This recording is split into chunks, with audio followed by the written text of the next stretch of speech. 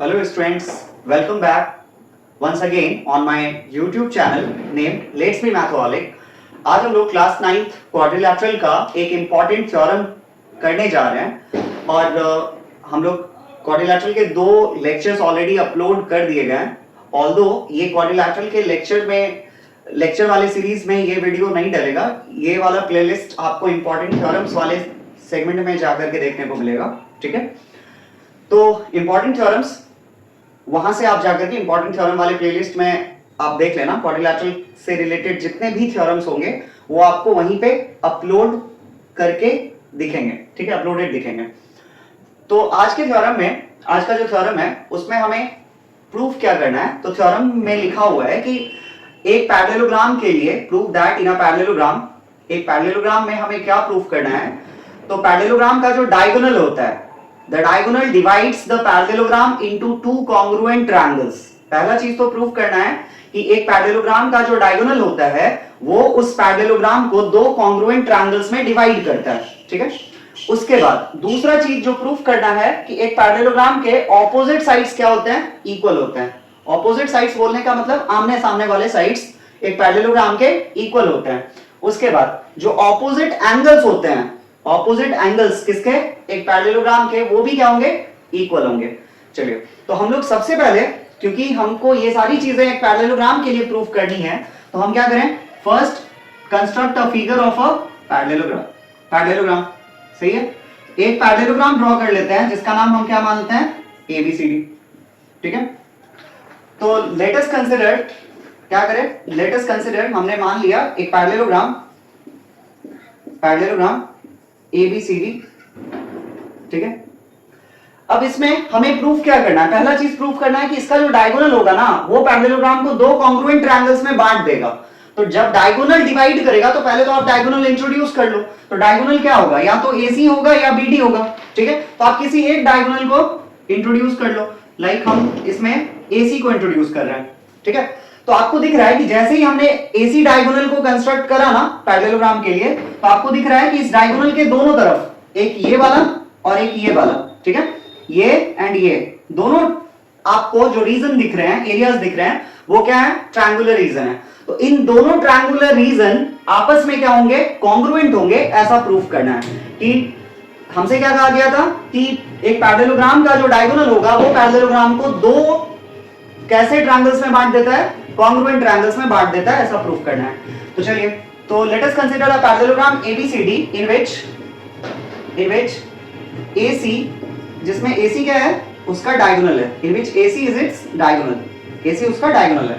ठीक है, चलिए, तो नाउ अब हम देखते हैं AC यदि डायगोनल है तो हमारे को पहले दो ट्रायंगल्स दिख रहे हैं, ABC और CDA। ठीक है, तो अब प्रूफ करने के लिए कंस्ट्रक्शन में हमने क्या करा, कंस्ट्रक्शन का छोड़ो, आप सीधे प्रूफ पे आप आते हैं। तो प्रूफ में हम लोग क्या करेंगे, आपको दो ट्रायंगल्स दिख रहे हैं, कौन, फ्रॉम ट्रायंगल ABC, एक ट्रायंगल है ABC और दूसरा कौन सा ट्रायंगल, CDA। ठीक है, इन दोनों ट्रायंगल्स में अगर आप इन दोनों ट्रायंगल्स को देखते हो तो सबसे पहले हमको प्रूफ करना है, बेसिकली हमको कॉन्ग्रुएंट प्रूफ करना है। तो कॉन्ग्रुएंट करने के लिए हमको तीन कंडीशंस चाहिए होते हैं। कॉन्ग्रुएंसी के वीडियोस अभी अपलोड नहीं करे गए हैं, इन फ्यूचर जरूर करे जाएंगे, बट उम्मीद करते हैं आप लोगों ने ट्रायंगल्स और कॉन्ग्रुएंसी क्लास 7th में भी है तो वहां भी आप लोगों ने पढ़ा होगा। हमें कॉन्ग्रुएंट करने के लिए तीन कंडीशंस चाहिए होते हैं। कॉन्ग्रुएंट तीन चार क्राइटेरियाज के बिहाफ पे दो ट्रायंगल्स हो सकता है, उनमें से एक है RHS, एक है SSS, एक है SAS, फिर है ASA, फिर है AAS। इन सारे क्राइटेरियाज पे दो triangles can be congruent to each other. ठीक है, चलिए, तो इन दोनों ट्रायंगल्स में हमको अगर हम ये बात करें कि DC AB इक्वल होगा, DC और AB इक्वल होगा, तो हो तो सकता है, बट DC और AB क्या है, आमने सामने वाले साइड्स हैं और ऑपोजिट साइड्स को हमें क्या करना है, इक्वल प्रूफ करना है। तो हम ये मान के नहीं चलेंगे, ऑल्दो हम ये बात जानते हैं कि एक पैरेललोग्राम में, पैरेललोग्राम हम उस क्वाड्रिलैटरल को बोलते हैं जिसके ऑपोजिट साइड्स के पेयर क्या होते हैं, पैरेलल भी होते हैं, इक्वल भी होते हैं, बट यहां इक्वल प्रूफ करना है। ठीक है, लेकिन पैरेलल जरूर होते हैं। अगर जब तक किसी क्वाड्रिलैटरल में ना आमने सामने वाले साइड्स पैरेलल नहीं होंगे तो हम उसको पैरेललोग्राम बोलेंगे ही नहीं। तो पैरेललोग्राम का ये डेफिनेशन ही है कि it is a quadrilateral having both pairs of opposite sides parallel, ठीक है, और इक्वल हमें यहां प्रूफ करना है, तो इक्वल मान करके हम शुरू से आगे नहीं बढ़ सकते हैं, तो फिलहाल बस पैरेलल मान करके चलते हैं।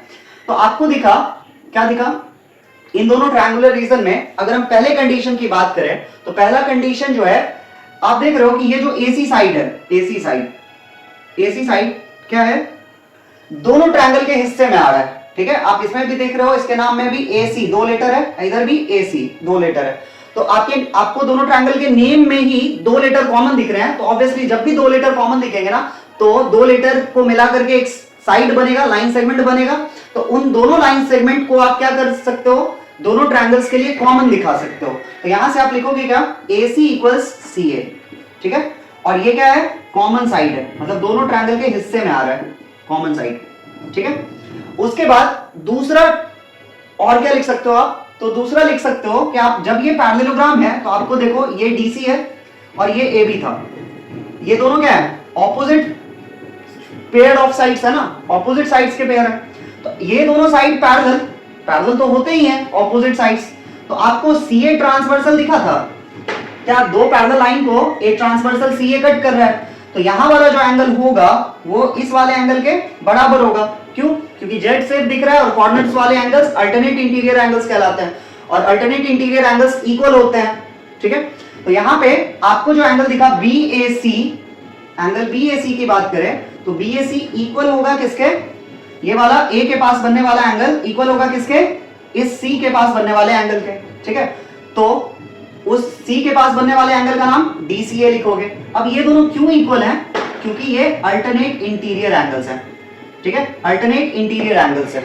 अल्टरनेट इंटीरियर एंगल्स, ठीक है, कब बने, तो जब DC पैरेलल था किसके, AB के, ये लाइन DC और AB पैरेलल था और CA क्या था, CA ट्रांसवर्सल था, एंड CA इज ट्रांसवर्सल, सही है। उसी तरह से अब आप ऐसे देखो, एक बार हमने पैरेललोग्राम के लिए इन दोनों साइड्स को पैरेलल करा, अब एक बार ये दोनों साइड्स भी तो पैरेलल है ना, कौन से, DA और ये BC, सही है, ये दोनों भी पैरेलल है।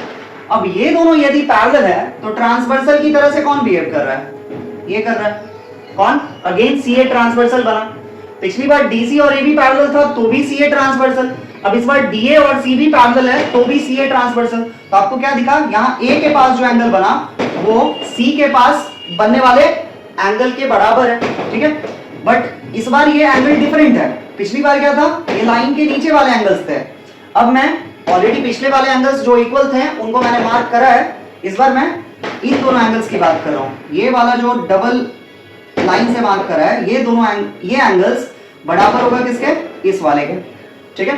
तो आप कैसे लिखोगे, इसको लिखोगे आप BCA, एंगल BCA ये बराबर होगा किसके, BCA इक्वल होगा किसके, DAC के, एंगल DAC के। Same reason alternate interior angles, alternate interior angles, ठीक है। और ये अल्टरनेट इंटीरियर एंगल्स कब बने, तो इस बार पैरेलल है DA CB के, DA पैरेलल है CB के, एंड CA कौन बना या AC कौन बना, ट्रांसवर्सल बना, ठीक है। तब ये अल्टरनेट इंटीरियर एंगल्स के पेयर फॉर्म हुए, सही है। तो आपको तीन कंडीशंस मिल गए, कि एक AC बराबर CA कॉमन, एक BAC ये एंगल इसके बराबर, ये एंगल इसके बराबर, ठीक है। तो तीन कंडीशंस के बिहाफ पे आप देख रहे हो, अब कंडीशंस कौन सा इस्तेमाल करेंगे इन दोनों ट्रायंगल को कॉन्ग्रुएंट दिखाने के लिए, तो उसके लिए देखते हैं, किसी एक ट्रायंगल को देखते हैं। ट्रायंगल जैसे मान लेते हैं ऊपर वाला ले रहे हैं हम, कौन सा, DCA की बात करें, ठीक है। तो इस या CDA की बात करें, कोई भी ट्रायंगल, मतलब कैसे भी आप नेमिंग कर लो, इस ट्रायंगल में आप देख रहे हो, थोड़ी देर के लिए नीचे वाले को भूल जाओ, तो आपको क्या दिखा, एक एंगल ये है, ठीक है, एक एंगल ये लिया गया है कॉन्ग्रुएंट करने के लिए, और इन दोनों एंगल के बीच में जब भी दो एंगल होगा तो कंडीशन या तो ASA या फिर AAS, या तो ASA या फिर AAS। अब जब भी दो एंगल होगा तो कॉन्ग्रुएंसी के लिए यही दोनों कंडीशंस इस्तेमाल कर सकते हैं। आपको दिख रहा है कि दो एंगल्स इन्वॉल्व हैं, ठीक है, तो या तो ASA के साथ जाओगे या आप AAS के साथ जाओगे। अब ASA का मतलब क्या हुआ, एंगल साइड एंगल, मतलब दोनों एंगल के बीच में साइड होना चाहिए, तब हम किसका इस्तेमाल करेंगे? एएसए का। दोनों एंगल के बीच का साइड होना चाहिए तो हम यूज क्या करेंगे? एएसए का। लेकिन अगर दोनों एंगल के बीच का साइड नहीं है, दोनों एंगल के बीच का साइड नहीं है, तो हम क्या करेंगे? एएएस करेंगे। तो अब हमको बस ये तय करना है कि एएएस यूज करा जाएगा या फिर एएसए यूज करा जाएगा। तो आप देख रहे हो कि देखो एंगल है ये, फिर ये साइड है, ठीक है, एंगल, फिर ये साइड है और फिर ये एंगल है। तो दोनों एंगल के बीच का ही साइड है, तो आप यहां पे कौन सा कंडीशन यूज करोगे? एएसए कॉन्ग्रुएंसी यूज करोगे। तो अब यहां से आप लिख सकते हो क्या कि बाय एएसए कॉन्ग्रुएंसी से क्या कहा जा सकता है कि ट्रायंगल एबीसी ये कॉन्ग्रुएंट हुआ किसके? सीडीए के, ठीक है। एबीसी किसके कॉन्ग्रुएंट हुआ? सीडीए के। अब तो हमारा जो पहला चीज हमें प्रूफ करना था कि डायगोनल ने क्या किया? एक पैरेललोग्राम को दो कॉन्ग्रुएंट ट्रायंगल्स में डिवाइड कर दिया। हमने देखा कि डायगोनल एसी ड्रॉ करते ही यहां दो ट्रायंगल्स बने और इन दोनों ट्रायंगल्स को हमने क्या करा? कॉन्ग्रुएंट दिखाया, ठीक है। आप एसी को कंस्ट्रक्ट करने के बजाय बीडी को भी कर सकते थे, ठीक है, तो भी वो दोनों ट्रायंगल्स क्या होते हैं? कॉन्ग्रुएंट ही होते हैं, ठीक है। चलिए, तो पहला चीज तो हम लोगों का प्रूफ हो गया। अब जब कॉन्ग्रुएंसी में एक चीज आप लोगों ने पढ़ा होगा, सीपीसीटी का क्या मतलब होता है? Corresponding parts of congruent triangles. क्या मतलब होता है? Corresponding part of congruent triangles. मतलब बोलने का कि दो ट्रायंगल यदि आपस में कॉन्ग्रुएंट हो गए ना, दो ट्रायंगल यदि आपस में कॉन्ग्रुएंट हो गए तो उनका सब कुछ आपस में इक्वल, मतलब corresponding sides equal, corresponding angles equal, ठीक है। तो यहां से करेस्पॉन्डिंग साइड्स बोलने का क्या मतलब कि जैसे यहां पे आपको दिख रहा है करेस्पॉन्डिंग कौन होगा, तो जैसे यहां ए बी है तो ए बी के लिए करेस्पॉन्डिंग होगा सी डी, ठीक है, इधर का पहला दोनों, इधर का पहला दोनों, इधर का लास्ट दोनों, इधर का लास्ट दोनों, ठीक है। तो यहां से बाय सीपीसीटी आप क्या लिख सकते हो? बाय सीपीसीटी आप लिख सकते हो इधर का पहला दोनों लेटर है ए बी और इस तरफ का पहला दोनों कौन है? C D. ए बी और सी डी क्या? इक्वल। फिर इधर का लास्ट दोनों कौन है? बी सी और इधर का लास्ट दोनों क्या है? डी ए, ठीक है। अब आते हैं पैरेललोग्राम में। पैरेललोग्राम में ए बी और सी डी को देखें तो ए बी ये रहा और सी डी ये रहा। ए बी और सी डी हमने क्या प्रूफ करा? इक्वल प्रूफ करा। तो इसका मतलब ए बी और सी डी है क्या? आमने सामने वाले साइड्स ही तो हैं, मतलब ऑपोजिट साइड्स ही तो हैं, तो ये दोनों इक्वल प्रूफ हुए। उसी तरह से दूसरा आप देखो बीसी और डीए। बीसी क्या है? ये वाला, बीसी ये रहा और डीए कौन है? ये वाला है। तो आपने क्या देखा कि ये दोनों साइड्स भी क्या हो गए? ये दोनों साइड्स भी एक दूसरे के लिए आमने सामने हैं, मतलब ऑपोजिट है। डीए और बीसी ये भी क्या है? ऑपोजिट साइड्स हैं, ठीक है। आपको ऑपोजिट साइड्स, ऑपोजिट एंगल्स, इन सब का अगर प्रॉपर नॉलेज नहीं है तो आप जा करके क्वाड्रिलैटरल चैप्टर का पहला वीडियो जो है जिसमें मैंने ये सब कुछ बताया कि एक क्वाड्रिलैटरल में दो पेयर्स ऑफ अपोजिट साइड्स हो सकते हैं, चार पेयर्स ऑफ एडजेसेंट साइड्स हो सकते हैं, चार पेयर्स ऑफ एडजेसेंट एंगल्स हो सकते हैं। ये सारी चीजें, सारे फाइन डिटेल्स एक क्वाड्रिलैटरल के जो कुछ भी हो सकते हैं वो सब कुछ बताया गया उस वीडियोस में, तो आप उसको जाकर के देखो, ठीक है। चलिए, तो बीसी और डीए, मतलब बीसी और डीए ये भी ऑपोजिट साइड्स हैं, इनको भी इक्वल प्रूफ करा गया। और ए बी और डीसी ये भी अभी हमने देखा कि ए बी और सी डी ये भी क्या है? इक्वल है, ये भी प्रूफ हो गया, ठीक है। तो हमने क्या देखा कि हम कह सकते हैं यहां से कि hence what? Hence opposite sides are equal. यहां से हम कह सकते हैं कि ऑपोजिट साइड्स क्या है? इक्वल में। किसके लिए इक्वल में? एक पैरेललोग्राम में। Are equal in a parallelogram. अब एक चीज और क्या? Opposite angles. तो दो चीज तो हम लोगों ने प्रूफ कर लिया, ये दोनों चीज। ऑपोजिट एंगल्स को इक्वल करना रह गया, ठीक है। अब ऑपोजिट एंगल्स कौन है? अगेन सबसे पहले पैरेललोग्राम जो है, पैरेललोग्राम होने से पहले एक क्वाड्रिलैटरल है, तो इसके लिए भी ऑपोजिट एंगल्स कौन? ए और सी ऑपोजिट और बी और डी अपोजिट। तो आप देख रहे हो जब मैंने दोनों ट्रायंगल को कॉन्ग्रुएंट करा, तो बाय सीपीसीटी ही एक और चीज लिखा जा सकता है। क्या? अभी बताया कि दो ट्रायंगल जब कॉन्ग्रुएंट तो उनका सब कुछ equal, corresponding sides equal, corresponding angles equal. तो करेस्पॉन्डिंग बोलने का क्या मतलब? अगर आप इधर एबीसी लिखे हो, इधर सीडीए लिखे हो, तो इधर जो पहला एंगल ए है ना वो सी के बराबर, ठीक है। यहां बी जो होगा वो किसके बराबर, डी के बराबर, बी जो होगा वो डी के बराबर, तो एंगल बी ये किसके बराबर, डी के बराबर, ठीक है। ये भी सीपीसीटी से लिखा जा सकता है। अब आप देखो तो बी रहा ये और डी कौन है, ये, तो आपको दिख रहा है कि ये दोनों पैरेललोग्राम के लिए क्या है, ऑपोजिट एंगल्स है। ये दोनों क्या है, पैरेललोग्राम के लिए ऑपोजिट एंगल्स है, ठीक है। तो हमने बी और डी को इक्वल दिखा दिया, सही है। अब यहाँ ए और सी को इक्वल नहीं दिखाया जा सकता, कैसे नहीं दिखाया जा सकता, ठीक है। वैसे आप एक चीज देखोगे तो दिखाया जा सकता है, जैसे कैसे, अगर ये एंगल x था तो ये भी एंगल x था, ठीक है, और ये एंगल अगर y था तो ये एंगल क्या था, y था। तो आप देख रहे हो कि इधर भी x प्लस वाई, इधर भी x प्लस वाई, तो इक्वल ही है ना दोनों एंगल्स एक तरह से।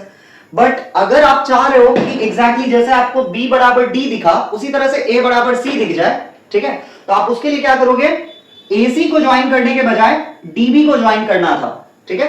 अगर आपने AC को ज्वाइन करने के बजाय क्या करते, DB को ज्वाइन करा होता तो आपको A बराबर C आप लिख सकते थे, ठीक है। तो यहां पे हम यहीं पे एक चीज और मेंशन कर देंगे कि ऑन सिमिलरली, इसी तरह से हम कह सकते हैं कि अगर हम किसको ज्वाइन कर रहे होते, ऑन ज्वाइनिंग BD को अगर ज्वाइन किए होते तो वी वुड हैव गॉट, या we would have said this angle A equals what, angle C, ठीक है। तो हम लोगों ने इस तरह से आज के इस थ्योरम वाले पार्ट में क्या देखा कि एक पैरेललोग्राम के लिए जो उसका डायगोनल होता है वो उस पैरेललोग्राम को दो कॉन्ग्रुएंट ट्रायंगल्स में डिवाइड करता है। उसके बाद पैरेललोग्राम के आमने सामने वाले साइड्स मतलब ऑपोजिट साइड्स इक्वल होते हैं और ऑपोजिट एंगल्स भी इक्वल होते हैं, ठीक है। ऑपोजिट एंगल्स को इक्वल दर्शाने का, दिखाने का एक और तरीका हो सकता है, उसका एक और प्रूफ हो सकता है, वो सेपरेट वीडियोस में सेपरेट वीडियो उस थ्योरम का बना करके डाला जाएगा, ठीक है, जिसमें कॉन्ग्रुएंसी नहीं भी यूज करें तो भी हमारा काम चलेगा, ठीक है। चलिए, थैंक यू।